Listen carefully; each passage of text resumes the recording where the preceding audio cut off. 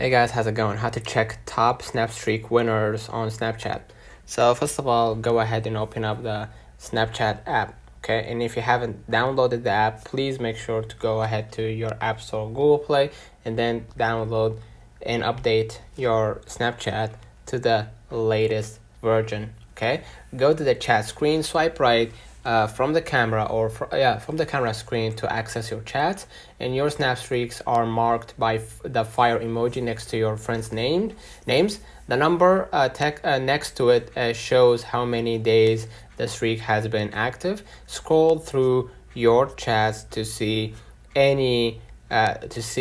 which friends have the highest number next to the fire emoji. This will show you your longest running snap streaks with friends. So let me know in the comments if this video helped you. Don't forget to like and subscribe, turn on the notification bell to receive every video we upload. Thank you for watching. We will definitely see you in the next one.